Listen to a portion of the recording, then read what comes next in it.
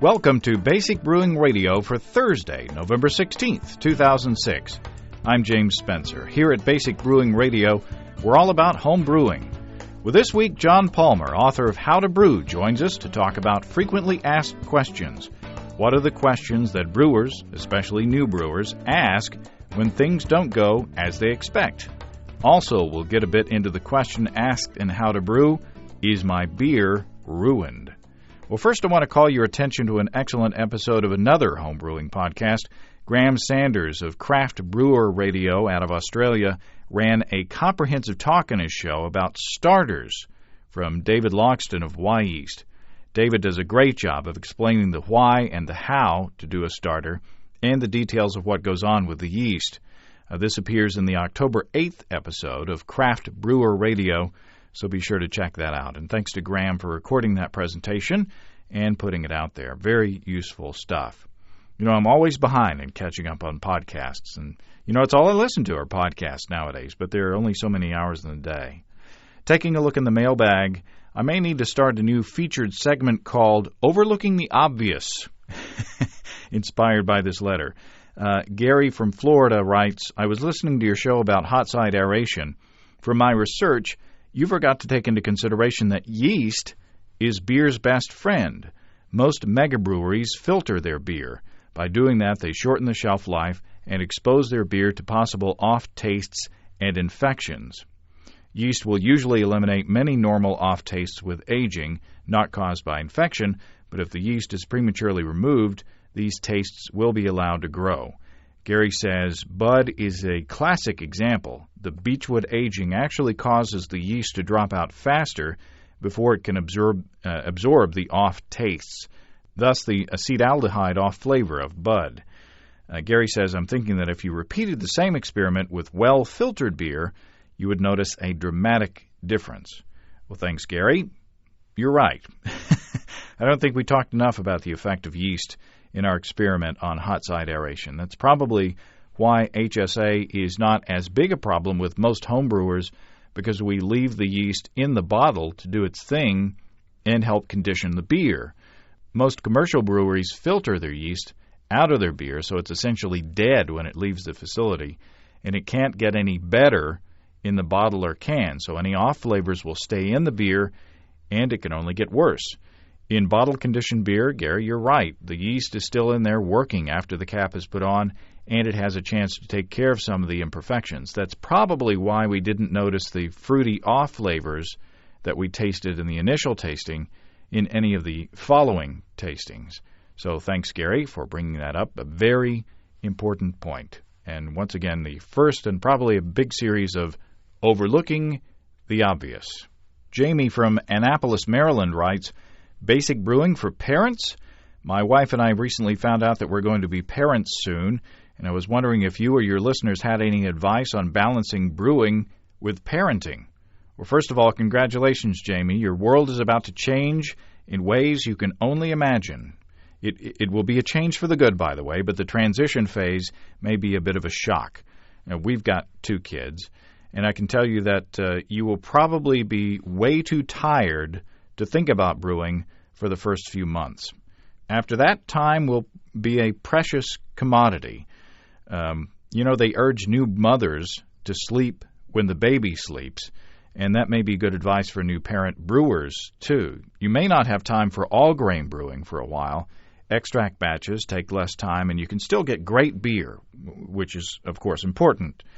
You may also want to look at smaller batches of beer. We've talked about the benefits of small batches a lot on this program. 2.5 or even 1 gallon batches take a fraction of the time to heat and cool, and the cleanup is a bit easier too. So brew when you have the time, and most of all, don't feel guilty if brewing gets put on the back burner for a while. Do you have advice for Jamie as a new parent in trying to get some brewing done? If so, let me know at james@basicbrewing.com or use the contact form on basicbrewing.com. And please don't forget to tell us where you're from, and I'll pass on your advice to the new parents-to-be. And once again, congratulations. If you'll remember, Benjamin from San Francisco asked for advice because he's moving to China and wants to know what to do to keep brewing in his new surroundings. Well, Robert from Michigan writes with some thoughts. Robert says, I've traveled to China and would like to make some suggestions. China is a fast-growing country, and many products are made there, so he should be able to get large cooking pots and many other devices. However, Robert says, be cautious of the water. It is not clean. If I had to live there, I would take some star sand, pH paper, phosphoric acid, hydrometer, thermometer, and lots of dry yeast. Since open fermenters are re-emerging, Robert says, one really doesn't need airlocks for a primary fermenter and maybe not even a secondary. I'm sure that last sentence would make a good topic for a whole episode, but thanks for the note, Robert. Appreciate the advice. Casey, formerly of Siloam Springs, Arkansas, now living in England, has some practical advice on the matter. Casey writes, I have a few ideas for Benjamin, who is moving to China. I'd echo the idea of bringing sanitizer. For me, anyway, I found that when I had to start over and reconfigure my system, knowing that I had at least one thing consistent was really assuring. And Casey says a siphon starter, the Firmtech one, is great. Bring a few pounds of hops. Casey says, I wish I had. That is such a huge variable in beer quality, and it will tide him over until he can find a reliable source there. And Casey says, I was thinking if he was concerned about being able to find carboys or food-grade buckets, he might consider getting an extra kettle to use as a fermenter. Just a cheap aluminum one would make a great fermenter, no worries about scratches while cleaning it, and if he's brewing all grain, it could double as a hot liquor tank. There you go. And Casey concludes there's a book called Brewware by Carl F. Lutzen that is supposed to have lots of ideas for improvised brewing gear that might be helpful for him, too. Haven't read it myself, but it gets good reviews on Amazon. Well, thanks, Casey. Casey has written telling me that he's brewing again successfully in his transplanted home, so he's also a voice of experience in the matter. Mike from Grand Forks, North Dakota writes, I have one possible suggestion for a show. I own a book on soda making that contains historical and old recipes. I was wondering if you or your listeners might have information or recipes that are old or use old techniques. The reason I ask is I'm a graphic designer and would love to put together a visually interesting book for my friends and myself that contains recipes and actual experiences making the recipes. Well, that sounds like a fun project. If you have old recipes or techniques that you'd like to share with Mike, drop me a line and I'll get you guys connected. Well, now on to our chat with John Palmer. John and I both get a lot of email from brewers asking for advice. Some of the mail is questions that we see frequently. So I thought it would be fun and useful to ask John his take on these FAQs of home brewing. Well, John Palmer, welcome again to Basic Brewing Radio. Thank you very much, James. I'm happy to be here. What I want to do is kind of go through some common questions that I think maybe you and I both get from your readers and my listeners, especially from newer brewers. And maybe if we get some of the common questions out there, we can refer back to this show and save a little typing in the future. Okay. Although I don't mind answering the basic questions. Do you? Not at all. No, and you do tend to see a lot of the same questions over and over again, which is I guess really how I got into the whole book writing thing in the first place. And if you're a new brewer and this hasn't happened to you before, these aren't basic questions. These are, sometimes you think they're crises, but, a lot of times they're not. Probably the most frequent question that I get is something like, it's been 24 hours, I've pitched my yeast, and I don't see any bubbles in my airlock. What did I do? Is my yeast dead? Should I repitch? Yeah, it happens all the time to everyone, and it can have several causes. Often a very common cause is that they don't have their lid sealed very well on the fermenter. So it's fermenting, and you're not getting any bubbling through the airlock. And that's not such a problem if you have a glass fermenter. You can peek in there and see things are going on. Yeah, and even if you have one of the buckets, you got to use some effort to get the lid off, or you can just take the airlock out of the hole in the lid and peer down in there and see if anything's going on. it's the wort is not as sensitive to contamination as all of us would have you believe. You can take a peek without killing it. So what do you tell people? I mean, if they email you and say, "John, help," I don't think anything's going on. Yeah, well, you look at it from kind of a CSI point of view. What yeast did you pitch? What's the fermentation temperature? How long ago was it pitched? What's your gravity? Did you aerate? Was that the yeast that you pitched in good condition, or was it, a packet that you found in your sock drawer? Questions like this, they help gauge, what's the most likely cause. Sometimes it's the lid, other times it's underpitching, and sometimes it's under aeration, and so there's just a long lag time, and as the yeast reproduce enough to really start fermentation, and and it takes a while for the wort to become saturated with CO2, and for that CO2 to start bubbling out. So there's a lot of possible causes. I'd say 70% of the time it's nothing. It's just a normal variation, and they write me back 8 hours later and it's like, oh, it's working. Yeah. So, but I've been there. Yeah, most of what I'd say is don't panic yet. Yeah, that's right. Yeah, give it a little time and take a peek in there and see if there's some bubbles happening.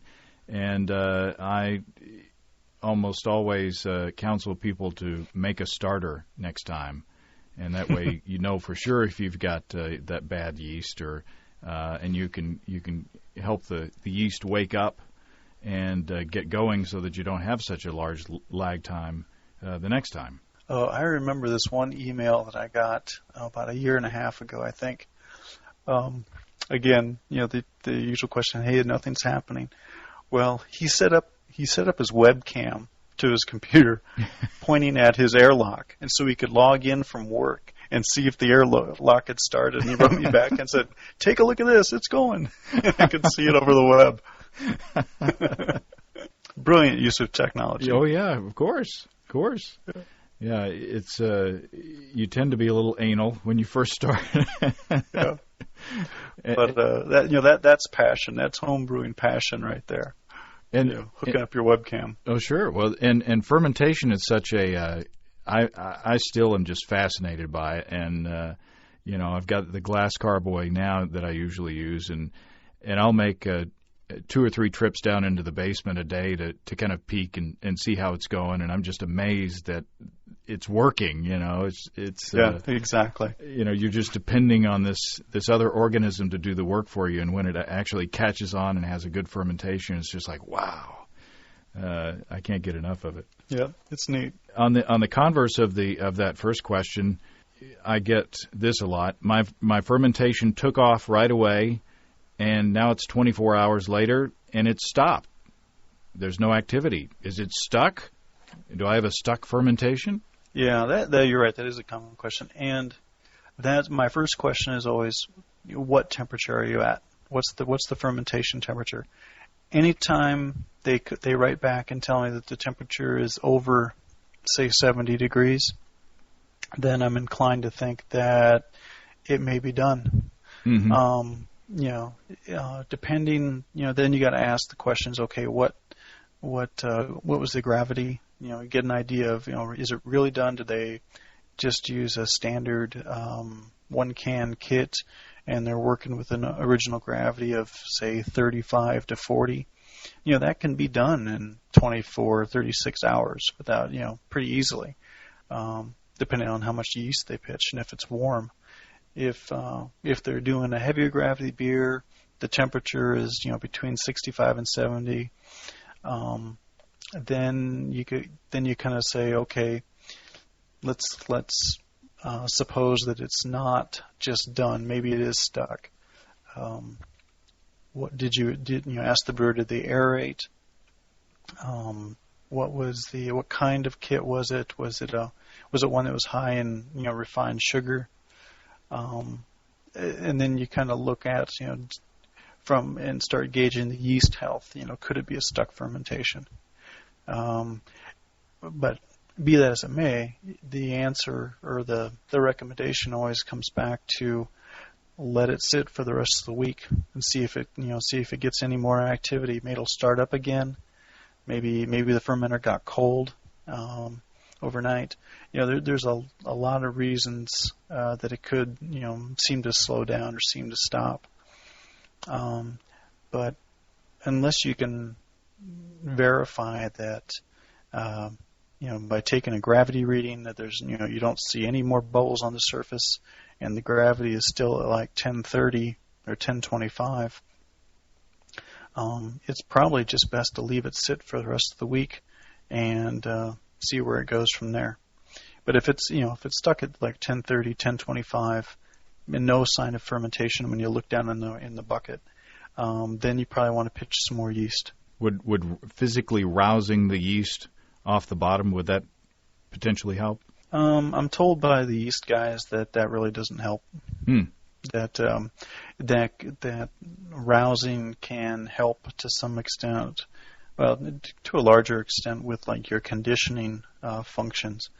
But if the yeast have settled, they're not going to get into active fermentation again. For the conditions for some reason aren't right for active fermentation, and you probably need to pitch new yeast, and then you'll get the more vigorous fermentation there. Conditioning, by rousing the yeast will help. You can help you clear diacetyl and some other precursors, fermentation byproducts. But active fermentation to really drive that gravity down, you're best off pitching more yeast. When someone asks me the question, is my fermentation stuck, I wind up a lot of times explaining what apparent attenuation is. And that way, no matter what their starting gravity is and what their finishing gravity is, they can just feed those variables into that and kind of come out with a ballpark figure of is the yeast done or not. Yeah. And it's always safe to say that 75% apparent attenuation is typical. So, if you start out at 1060, then you should be able to hit 1015 for a final gravity. Or if you start out at 1040, you get down to 1010. So, that's your rule of thumb, to help yourself gauge whether the fermentation is stuck. Now, if you started out with 1040 wort and your fermentation is down to 1015 or 1016, probably not stuck, probably just slow. So, I would kind of anything less than half, I would say you're probably not too bad off. But when the OG is half of the original gravity or better, then that's probably a cause for concern. Also, along that vein, the next question: my fermentation was so vigorous, it blew the lid / stopper / airlock out of my fermenter, and I got one of those today. In fact, is my beer ruined? And should I put the lid / stopper / airlock back on? You should. I would, definitely clean it off, rinse it off, and stick it back on there. If it's still really, if it's still blowing krausen out the top, then you should get a blow off tube, and that's those large inch diameter vinyl tubes. They fit right down the side, inside the top of the carboy, or get another tube, let's say a 1/2 inch diameter, that will fit down and through the hole in the airlock, in the plastic bucket lid. Something that has a bit bigger opening than the original airlock stem, which is only like a 1/4 inch or so. Mm-hmm. Those will often get plugged with hops. So get the largest tube you can in there. If it's it's really vigorous, take a sanitize a spoon, scoop some yeast off the top, from the bucket fermenter, and put the lid back on. Wipe it off, spray it with some sanitizer, and put it back on. When at that point in the fermentation, the chance of bacterial, significant bacterial contamination is pretty low. On the other hand, if it's the reason the airlock's out is because the dog, grabbed it and ran around the house with it, that's going to be a problem. Yeah, I got a question saying, is this normal for the Kreuzen to do this, or for the foam to come out and knock the airlock out? And I said it's not necessarily abnormal. Most often when it happens to me, it happens with wheat beers. I don't know if you experience the same thing. Yeah, I mean, I wouldn't lay it right on wheat beers necessarily. I'm thinking of a couple of porters that it's done it to me with. Usually I ferment in the either in the 6.5 gallon buckets or a 6.5 gallon carboy, and so usually popping the airlock out is not a problem, but occasionally it does happen. Definitely happens when you're working with the 5 gallon carboys, but the larger ones usually not a problem. Yeah, so if you have an attack of crazy foam coming out of the top of your fermenter, it's not necessarily bad news. Yeah. It could be good news. It could be an indication that you've got a good, healthy fermentation going on. That's right. Yeah. And usually you're not going to run into any real problems. Just rinse it, clean everything off, stick it back on, and you're back in business. I actually have gotten this one a couple of times. I've got a glass fermenter for the first time, and now I can see there's a bunch of stuff looking like it's flying around in the wort. What is this stuff? Is it an infection? Sea monkeys, yes.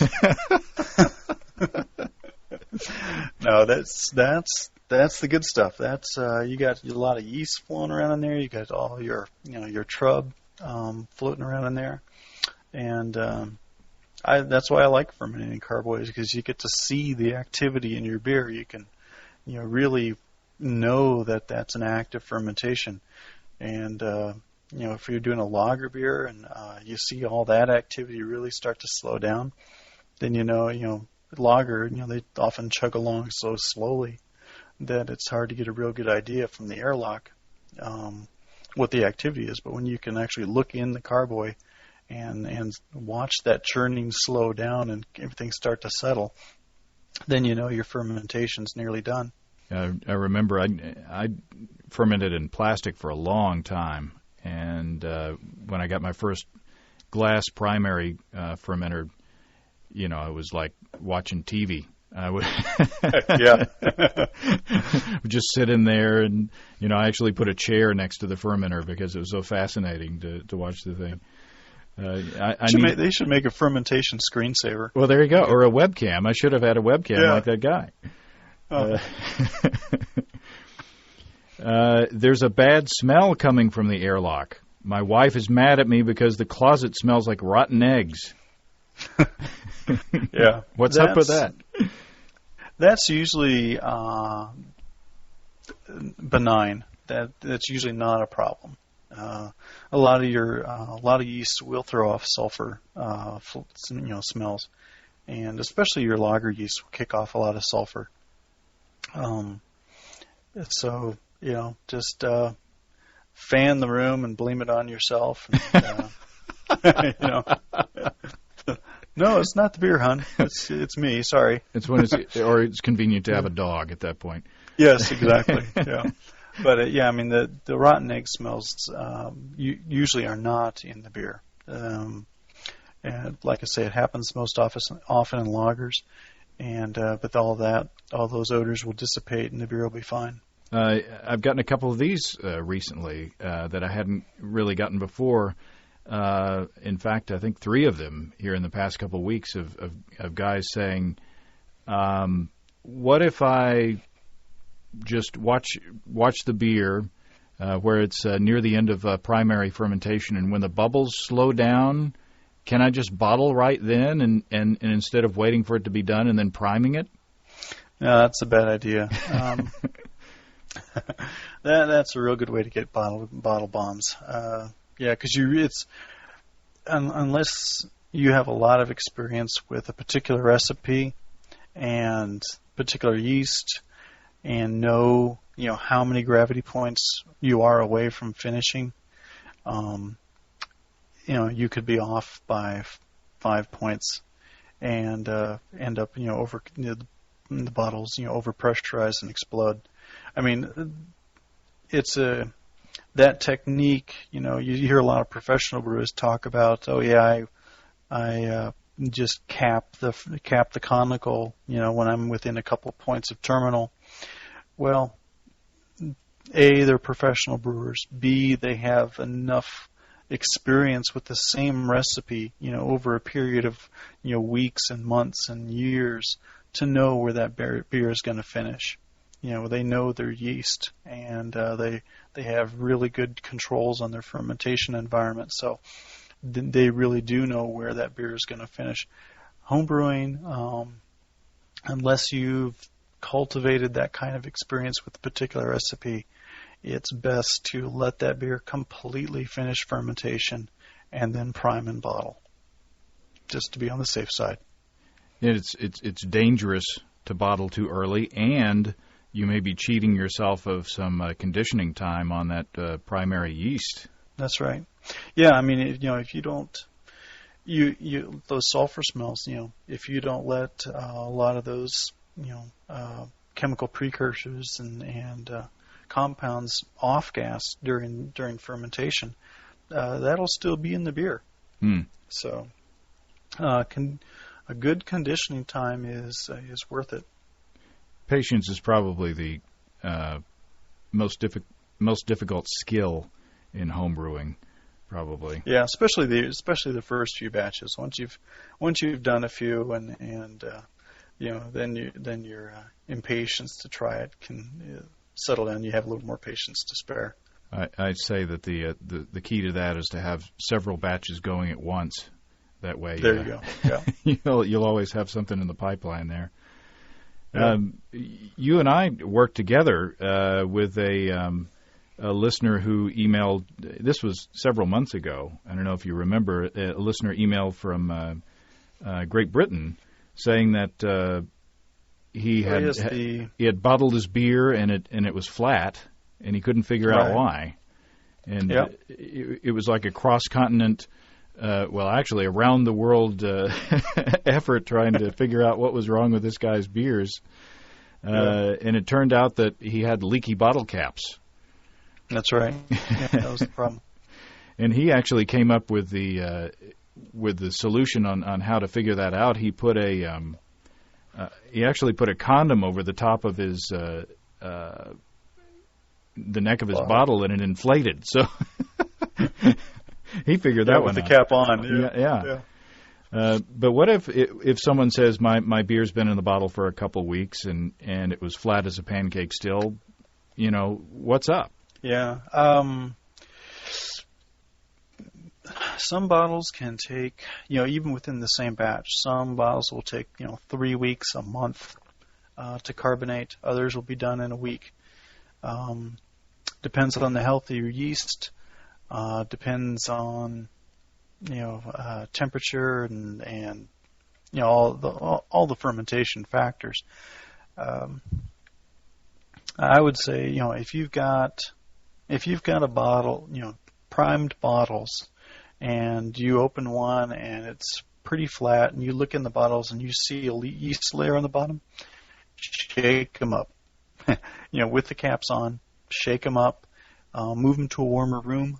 I think a common problem is that people expect carbonation to happen quickly, and they'll allow the beers to chill, say down to 60 degrees or 55, or put them in an area of the house where they're not warm, and especially when it comes to priming, for carbonation, you're generally talking about tired yeast yeast that's really at the end of their life cycle. And so they're not going to ferment it, this new little batch of sugar as vigorously as they did the initial fermentation. And that's it. So it can take, several weeks for the bottles to carbonate. A way to counter that is to pitch fresh yeast at bottling time. Use one tube or a packet, and just mix it into the bottling bucket with your priming sugar, and then you'll get a nice quick carbonation. Yeah, I did a couple of Belgians this summer. One at about 6.5% alcohol by volume, the other like 8.7%. And it took a little while for the yeast to catch hold and carbonate it nicely. But, after a month or so, things started perking up. And I wished I had repitched at bottling time. Yeah, especially as you say, the higher gravity beers especially, the yeast can be pretty darn tired in those ones. So repitching fresh yeast, and you can use the same strain, for purity, or you can use a different strain. That's what a lot of European or probably Belgian brewers that do condition in the bottle, they pitch another yeast other than their primary fermentation yeast for bottle conditioning, because they're looking for a very clean flavor, or sometimes they're looking for a certain accent from the conditioning yeast. It all depends on what kind of beer they're trying to produce. Sometimes they'll filter the original yeast out and then repitch with another, right? Kind of thwarting the efforts of the homebrewers who may want to harvest that yeast. That's right. Yeah, that's right. I've gotten this a few times. I think my beer is infected. Can I send you some? Yeah, I've tasted several really nasty infections that way. I say no. I say no. Send me the good stuff. That's what. Yeah, I remember one batch that thoroughly tasted like a wet Labrador. No. It was awful. I won't ask how you got that reference point, but. Yes, haunted memories from childhood. He had fermented that batch at 85 degrees. Oh, my. Yeah. Oh, my. In talking to Stan Hieronymus and then Adam Avery in this week's, this past week's show, both of them said that it's okay to get your fermentation temps up to those higher temperatures as long as you start out cooler to get started. And I think that's very true. I've heard a couple schools of thought on fermentation temperature control, where people are saying put the thermocouple right on the fermenter, and my own school of thought on that is I ferment in a refrigerator, with a temperature controller, and my thermocouple just hangs in the air next to the fermenter. I control the ambient temp in the refrigerator to low 60s, and so the fermenter will get up there. I mean, it'll start out at say 65 or so, and towards the end of fermentation, after 3-4 days of active fermentation, it's getting up towards 70, 72. And but that's, you get a good beer out of that. You get a nice ester profile. You get good fermentation characteristics, and I think it agrees with with Stan and Adam's experience, where it's okay to let your fermentation temperature climb, but you want that fermentation to start out in the right temperature range and only climb so far. When you start out your fermentation at 80 and let the beer temperature get up to 90, due to activity, that's going to be a pretty high fusel, high ester beer. Mm-hmm. Speaking of off flavors, Uh, I'm looking in the back of your book, How to Brew, which is very well written, by the way. Thank you. I'm about halfway through it. I got deluged. I got about 3 or 4 new books at the same time, so I'm reading in shifts. Yeah, I picked up about 3 at the GBF too. Let's go through. There's a chapter in the back of your book called "Is My Beer Ruined?" And let's talk about some of the common off flavors that people may be describing and where they come from. Okay. Let's just go in order. What about green apples? If their beer tastes like green apples or freshly cut pumpkin.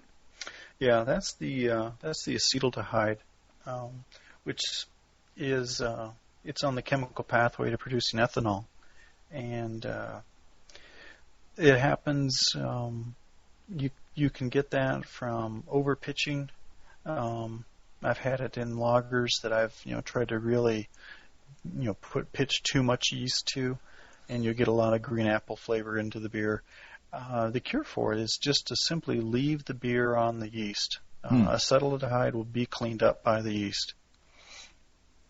You can also combat it by using a cooler fermentation temperature, and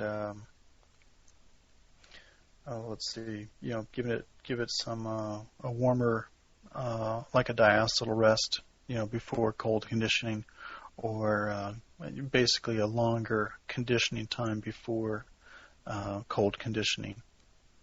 So the yeast that'll help. It's cleaned up by the yeast. Yeah. The yeast is your friend. That's right. Again, that's where patience can help you out. A sharp alcohol flavor. Yeah, that'd be your fusel alcohols, and there, you're dealing with fermentation temperatures that are too warm. You can also get it by getting too much yeast growth in the fermenter. So let's say you underpitched a beer and then fermented it at too warm. That's going to be fusel alcohol city. So there's no way to there's a slight pathway to reduce fusel alcohols. They can esterify. Fusel alcohols can esterify to some extent, but it's a really small pathway, and so don't count on being able to age a beer that is very sharp, high alcohol, unpleasant flavors. Don't count on being able to age that to a smooth beer. It's always going to be a little bit rough. Yeah, a lot of times I'll tell people, if they're not satisfied with the way their beer tastes, just let it go in the bottle for a while and see if the yeast will fix it. Sometimes it will, sometimes it won't. That's right. And astringency, like a sucking on a tea bag, you say. Yeah, that happens a lot, and you can get that a couple of ways. All grain brewers have to watch their mash pH to keep that below 6, especially during the sparge, to avoid tannin extraction. For extract brewers, and extract brewers using steeping grains in the pot, you want to keep your water temperature below boiling. You want to keep it, ideally you want to keep it below 70, 170 degrees F, just to stay on the safe side. You can go a little hotter and probably won't have any problems, but it depends on your water chemistry. And I've tasted a lot of beers, both extract and all grain, where you get a distinct bitterness, a very chalky, harsh bitterness on the end of the tongue. As the beer finishes, and that can be due to just highly alkaline water. A lot of people in the country have an alkaline water source. Their water comes through a lot of limestone, and you get high bicarbonate levels in it, and that can manifest as a harsh, astringent bitterness. So you've got your water to be concerned about. You've got the way in which you steep your specialty grains, they can be a factor. In the previous edition of my book, I talked about, after you've gotten done steeping your grains, lift the bag out, give it a squeeze, and throw it away. Well, when people would take that bag out and they would wring every little last bit of liquid out of that bag, and it's like, wow, my beer is really astringent. It's like, oh yeah, don't do that. I just meant don't drip on the stove or anything, don't drip on the floor as you throw it away. But yeah. People tend to take things a little literally when it's written in the book. A butter or butterscotch flavor, which would be good in popcorn, but not necessarily in beer. Yeah, that's your diacetyl flavor, and different yeasts will produce different amounts of diacetyl, and it really isn't the yeast that produces the diacetyl.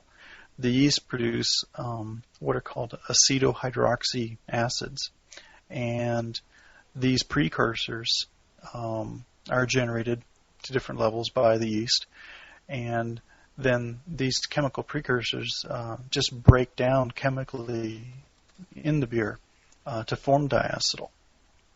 The yeast don't cause this transformation; it's independent of the yeast. But the yeast do is clean it up. So if you give a beer time to properly condition after primary fermentation, whether it's an ale or a lager, the yeast will clean up diacetyl. But a couple things you can do to reduce diacetyl is to pitch more yeast to the beer. This will reduce the amount of yeast growth that occurs and will reduce those acetohydroxy acids, those chemical precursors to diacetyl. And so you're trying to reduce yeast growth. So don't over-oxygenate. Don't pitch too warm. Don't pitch at 80 degrees to start your fermentation. Try to get your fermentation temperature down into the below 70 for best results there with an ale. If you're doing a lager, then try to get that fermentation temperature down into the 60s or even into the 50s for the best results. A cooked vegetable flavor. Yeah, that's your DMS, dimethyl sulfide, and again, this is produced independent of the yeast. There are chemical precursors in the malt that form dimethyl sulfide. This character has to off-gas. It's not something that can be conditioned away. So it's you can also have it produced by bacterial infections, and wild yeast can produce well, not wild yeast, but the bacteria can help produce more diacetyl, and it can smell anywhere from like cream corn, cooked corn to cooked cabbage, or take on a more tomato sauce-like smell in dark beers. I've smelled that often. And we had a kind of a running debate for a few weeks where people were talking about, to chill or not to chill, essentially.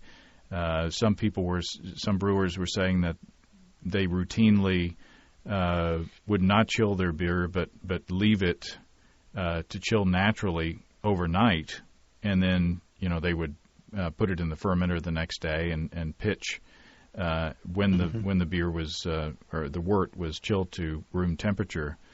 But part of the discussion was that that'll lead to DMS.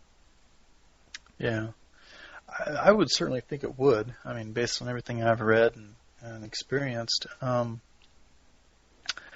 you always have to throw out the possibility that the brewers that say that it's not a problem are simply not sensitive to it.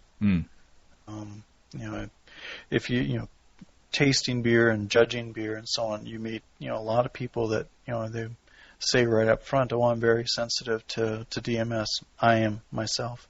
Other people say I'm very sensitive to phenolics, and they'll say I have to, scale back. When I'm judging a beer, if I detect phenolics, I got to kind of take that with a grain of salt and wait to see what everybody else says, because I may smell it very strongly, and the other people on the judging panel, don't get that flavor.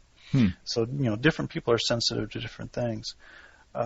We may have a real life or a local test case to that. My buddy Steve Wilkes was brewing late into the night the other night, and it was chilly outside, so he decided he wanted to go to bed, and so he left his brew pot outside. So it'll be interesting to see how that comes out. And I have wanted to do an experiment on it, especially when we were in the heat of that discussion, but I just never got around to it. So Steve may be my experimental batch. Yeah, well, the DMS precursors are most prevalent in your pale malts. So if you're brewing a really pale beer, that malt, due to lower kilning, has more chemical precursor in it than, say, a darker malt, an amber malt. Or if you're brewing, say, a beer with English pale ale malt and adding some crystal and adding some chocolate, that beer is going to have a lot less DMS in it than, say, a pale, a pale lager, for instance, like a Helles.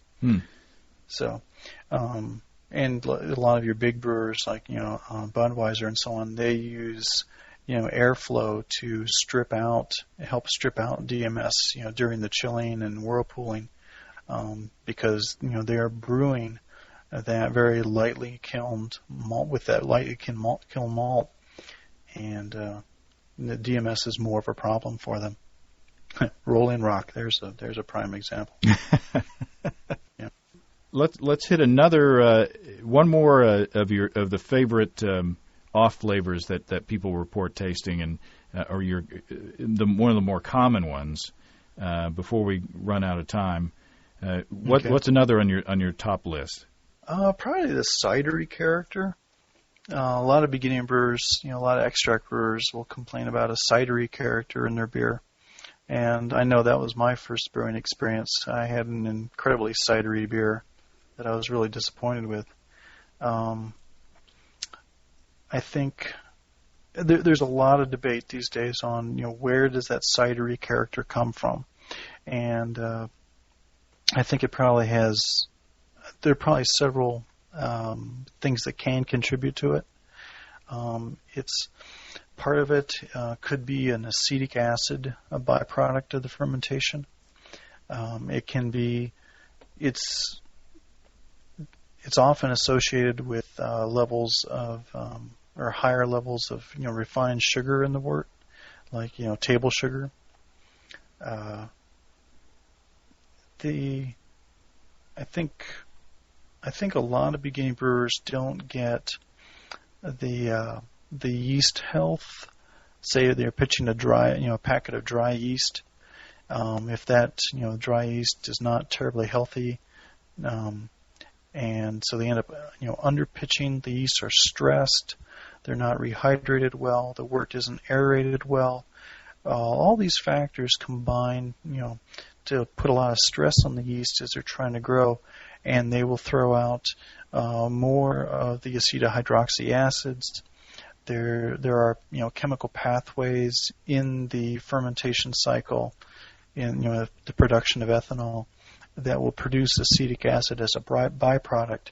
And I remember reading some brewers that were doing some studies with adding minute amounts of acetic acid to beer, and they described the flavor that it lent to a beer as cidery. So I think there's several ways to encourage a cidery flavor, but I think a lot of it has to do with poor yeast pitching and poor wort aeration, in addition to simply having too much refined sugar in the beer. Mm-hmm. I was talking to somebody at a brewer at the group brew that I went to this past weekend, and he was saying that his wife had gotten him a little brew kit that actually had, malt extract in it, but they recommended putting a whole bunch of table sugar in there, and both of the beers that he first brewed tasted cidery, and it almost put him off home brewing, which is a shame. Switching to all malt is the best way to get around that. I found I did an experiment several years ago where I tried another theory for the cidery flavor is old malt extract. A can of malt extract that's 3 years old, and so I had 3 cans of the same kind of malt extract. They're from Cooper's, and one of them was about 3 years old, and had been sitting in my shed, through summer and winter and so on. And the other 2 are brand new, only made like 2 months before. And I brewed all 3 of those. One of them I used, one of the new cans I used with the 2 pounds of table sugar. The other one I used with 2 pounds of dry malt extract, and the old can I used with 2 pounds of dry malt extract.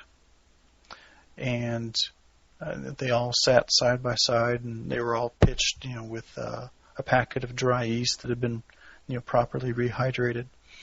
And the most cidery beer of them all was the new kit with the 2 pounds of table sugar. That had a definite cider character to it. The new kit with malt extract had no cidery, taste to it. The old kit with malt extract had very faint cidery, and I would classify it not as cidery so much as just estery. It had a lot of fruity esters to it, but compared to the other kit with the table sugar, did not have a cidery character as such. Well, that's interesting. So, yeah, I mean that's one little experiment to try to shed light on it. Prompted a little bit by accident, but Yeah. Well, John, like I say, I'm about halfway through your book, and it's great. Thanks. I like how you start off. If you're new into home brewing, or you're thinking about getting into home brewing, do yourself a favor and get How to Brew by John Palmer. You start off real easy and basic, and kind of here's how you do it, and then in the following section of the book, it's basically here's why you do it. Then I push them off the cliff and make them swim, and So you can be up and brewing in little time at all, and then if you have a thirst for learning more about what's going on behind the scenes, then you can go deeper into the book and see what's going on. Well, I tried to ease everybody into it and help them get their feet wet, and then as they get excited about the hobby and brew some good batches and want to learn more about it, I try to provide all the information that'll answer their questions as they progress. So take them all the way through decoction mashing and cereal mashing. If you want to brew a classic American Pilsner, it's in here. Well, all right, John. I certainly appreciate your time, and I look forward to next time. Yeah, thank you. Well, thanks again to John Palmer. You can read the first edition of John's book online at howtobrew.com. That's howtobrew.com. He's since added a lot of stuff, and you can find that information in the latest printed version of How to Brew. Well, next week we talk to Chris Colby of Brew Your Own magazine about decoction mashing, and maybe he'll have suggestions for a condition that I've developed that I'm calling decoction elbow. If you have brewing questions, show suggestions, or just want to say howdy, write to james@basicbrewing.com, or just fill out the contact form on basicbrewing.com, and please don't forget to tell us where you're from. And while you're on our site, you can check out our online shop where you can find great pricing on our DVDs and a combo deal to save you even more. In Basic Brewing, Introduction to Extract Home Brewing, we walk you through the extract brewing process step by step from boiling to bottling. And in Basic Brewing, Stepping into All Grain, we take you through the all grain process from milling your grain to collecting your wort. And you can see a listing of the fine folks across the country who sell our DVDs on basicbrewing.com. And if there isn't a vendor in your area, you can order it online. Well, that's all until next week. Until then, thanks for listening. I'm James Spencer. Production help for Basic Brewing Radio and our website is provided by Kelly Dodson, who also designed our cool logo. Basic Brewing Radio is a production of Active Voicing. We'll talk to you next time, everybody. So long.